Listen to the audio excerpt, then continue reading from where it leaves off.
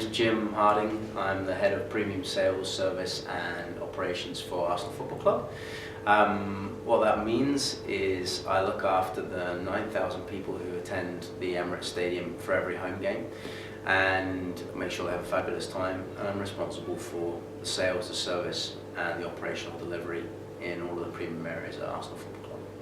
And you've been in that position for a couple of years now. What are the main changes that you've seen occur in the industry over that period of time? I think the primary thing would be that people's expectations are going upwards in terms of the quality of experience, the quality of the food proposition, the quality of customer service. People, particularly in the UK, are becoming more aware of choice, aware that poor customer service isn't good enough, shouldn't expect it. People are expecting more, and football clubs and Arsenal Football Club absolutely need to ensure that propositions are of the right quality, customer service is of the right quality, because people are expecting more and more, and standing still isn't good enough. And what is your sort of impression of what rugby can maybe learn and maybe do more of in that particular area? Because obviously football is a huge business, rugby is a growing business. Is there anything that you think they can learn from football in a sense? I think, to be honest with you, there are probably things that the sports can learn from one another.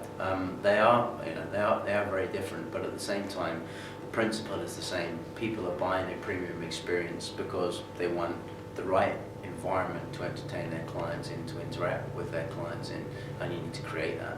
People want the right seats, the best seats. They want the right food. They want the right environment. So from that perspective, the principles are exactly the same. How one creates the perfect hospitality experience will change, but depending on the sport or cultural event, whatever it might be. But the principles are the same. People want the best tickets, and they want some kind of exclusivity that you can't get. First of all, to attract their clients in the first place. So if I'm inviting my clients, we want them to say yes. We want them to be able to have some kind of exclusive experience that they can't buy themselves, which attracts them in the first place. And secondly, we want the experience to be great when they get there, because it impacts on the purchaser's brand as much as it does on the team's brand. And obviously in football you've got Wembley and the Emirates not far off that, and in rugby Twickenham obviously sells a lot of boxes and a lot of corporate hospitality, but a lot of rugby grounds, particularly topical because of the selections for the Rugby World Cup in 2015, yep. A lot of them are a lot smaller, sort of 15,000 seater stadiums, yep. And they're not quite as kitted out for that kind of experience. Do you think that makes a difference? Are rugby fans ready for it, or do you think it just affects the details of what they do? Yeah, I think rugby is certainly ready for it. There certainly is a demand. I think that when you get to smaller clubs, and particularly propositions where the appeal isn't either so global or nationwide, you are looking at a local market. You just need to sell in a different way. You need to package in a different way.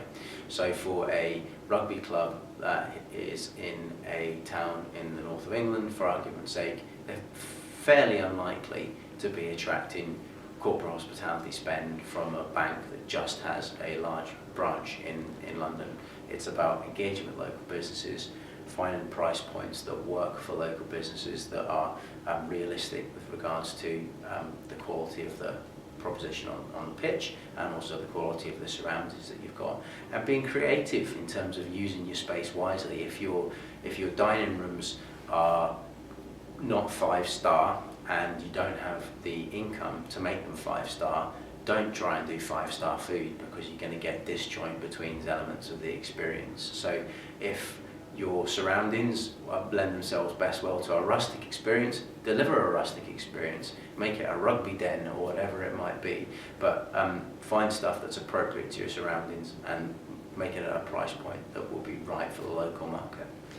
And in your experience, if you get all these things right and deliver the right kind of quality and the right kind of service, how much of a financial impact and a financial boost, particularly in rugby league at the moment where a lot of clubs are struggling, presumably if they got it right and at the right price, it could be a significant boost for them?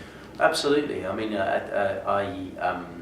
it's difficult to put a finger on it exactly what the number is, but as a rough guideline, the average stadium that's built now in a mature market, will 20% of the seating inventory will be for premium ticketing, but that will quite often contribute to 60 or 70% of the ticketing income that the venue will create.